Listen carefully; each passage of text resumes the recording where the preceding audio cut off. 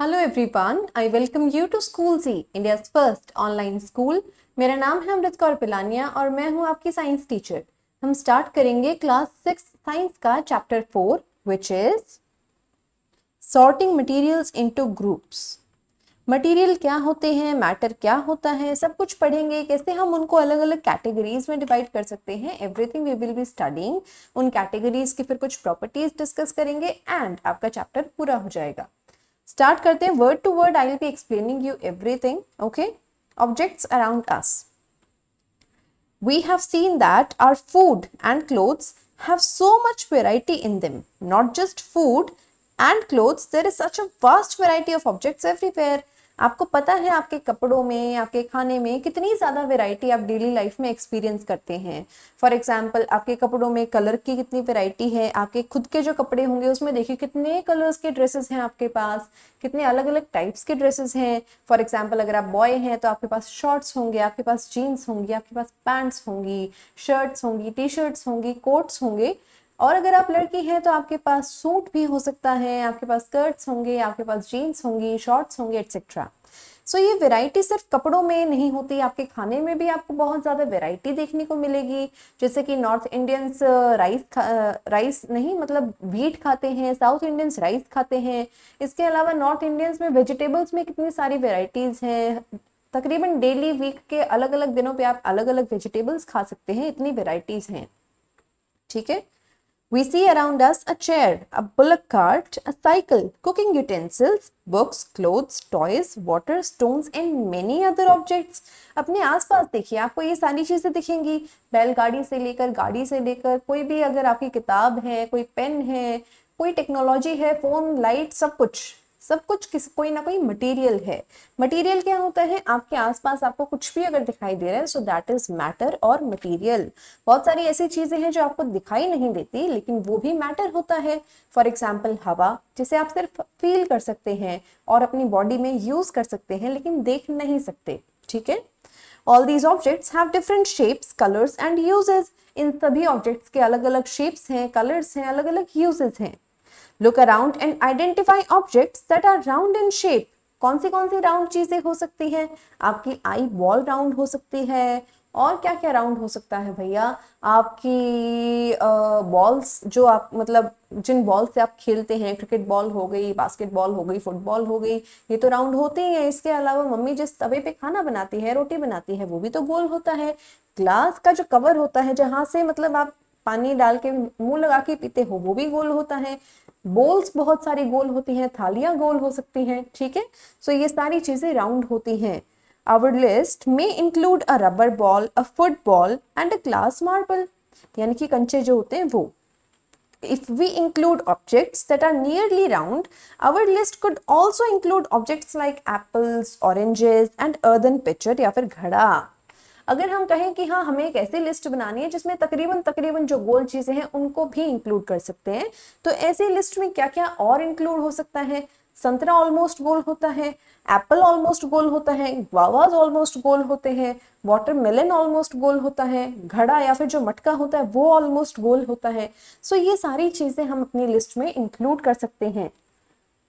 Suppose we are looking for objects that are edible. अगर हमें ऐसी लिस्ट बनानी है जिसमें सिर्फ खाने पीने की चीजें हों। एडिबल का मतलब आपको पता है ना, something that can be eaten, something that can be eaten, ये तो आपको पता ही होगा। ठीक है।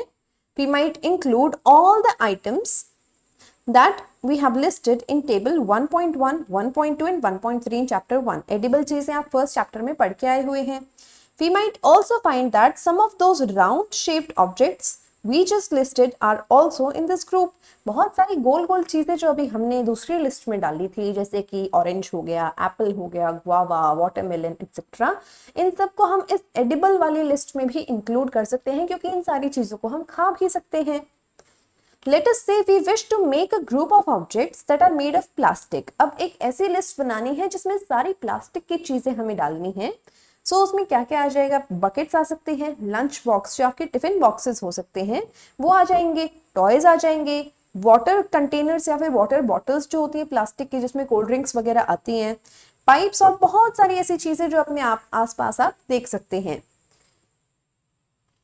Okay, there are so many ways to group objects. उन्हीं चीज़ों को अलग अलग ग्रुप्स में पता नहीं कितनी सारी लिस्ट में आप ऐड कर सकते हो। फॉर एग्जाम्पल एप्पल का एग्जाम्पल ले लो आप। एप्पल को आप राउंड चीज़ों में भी ऐड कर सकते हो, तकरीबन तकरीबन जो राउंड है। एडिबल चीज़ों में भी ऐड कर सकते हो। फ्रूट्स की अगर लिस्ट बनाओगे तो फ्रूट्स की लिस्ट में ऐड कर सकते हो उसे। रेड फ्रूट्स की अगर आप लिस्ट बनाओगे तो रेड फ्रूट्स की लिस्ट में ऐड कर सकते हो उसे। रेड कलर की चीज़ों की लिस्ट बनाओगे तो उसमें भी ऐड कर सकते हो उसे। ठीक है, तो इस तरीके से एक ही चीज को अलग अलग लिस्ट्स में हम इंक्लूड कर सकते हैं, क्योंकि एक ही चीज की बहुत सारी प्रॉपर्टीज होती हैं। In the above examples, we have grouped objects on the basis of their shape or the material they are made of.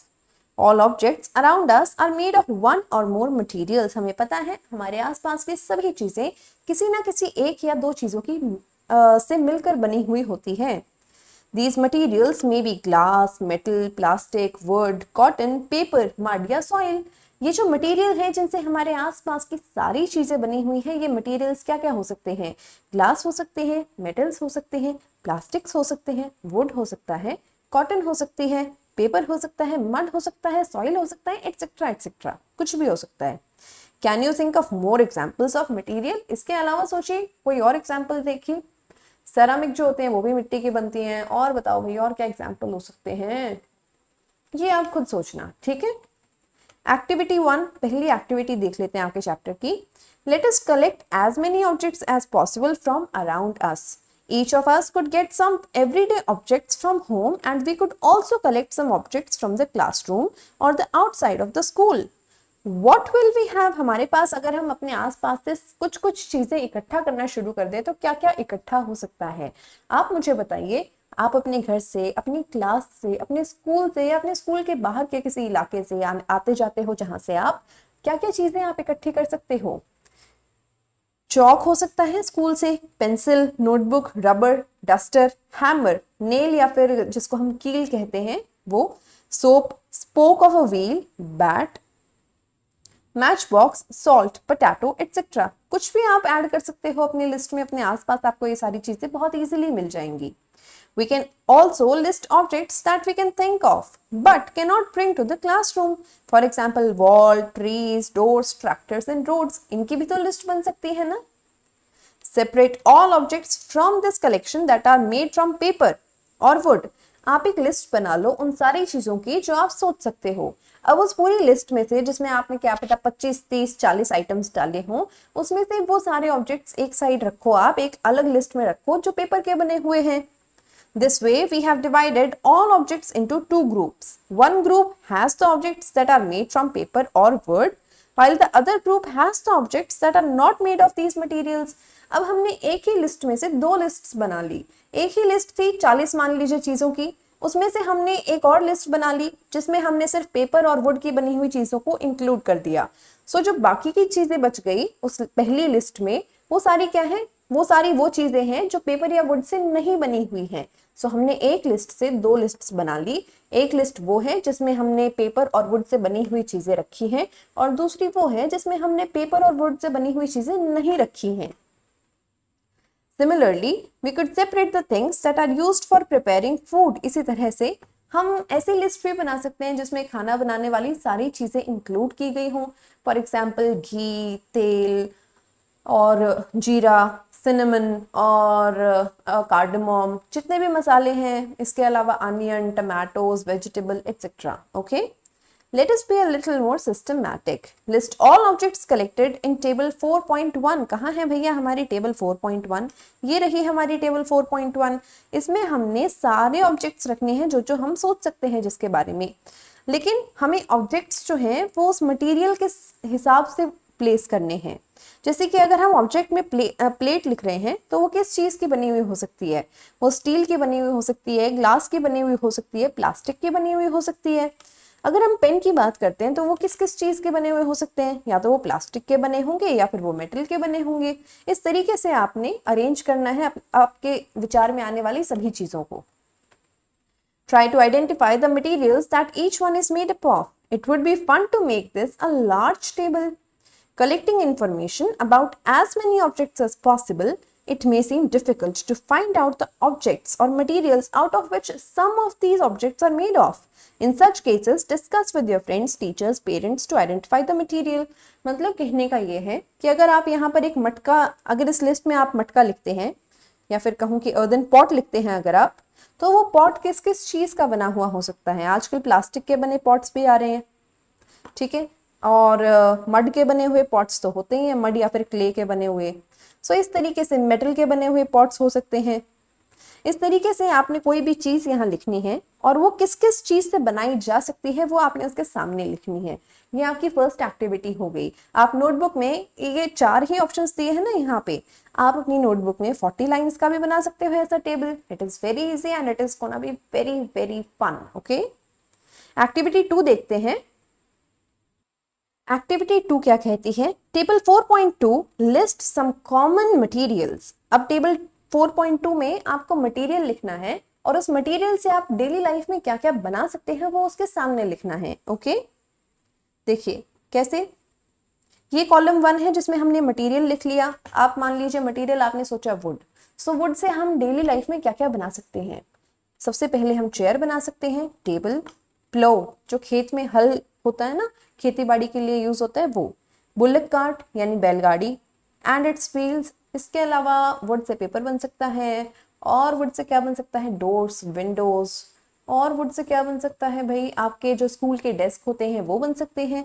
सो इस तरीके से आपको सोचना है, एक चीज के बारे में सोचना है, मटेरियल के बारे में, और उससे आप डेली लाइफ की क्या क्या चीजें बना सकते हो ये आपको सोचना है। पेपर की बात करते हैं। पेपर से क्या क्या बन सकता है? बुक्स बन सकती हैं, नोटबुक्स बन सकती हैं, newspapers, toys, calendars etcetera. Leather से क्या क्या बन सकता है? शूज बन सकते हैं, जैकेट्स बन सकती हैं, बेल्ट्स बन सकती हैं, बाकी आप सोचिए।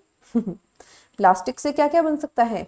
पर्टिकुलरली कुछ भी, टॉयज से लेकर, शूज से लेकर, कपड़ों से लेकर, कपड़ों में भी प्लास्टिक डलता है, ये आप आगे वाली क्लासेस में देखेंगे। प्लास्टिक बॉटल्स आती हैं, प्लास्टिक की प्लेट्स आती हैं, प्लास्टिक के कंटेनर्स आते हैं, प्लास्टिक की टेबल्स आती हैं, प्लास्टिक का सब कुछ आता है। ठीक है। कॉटन से क्या क्या बनाया जा सकता है?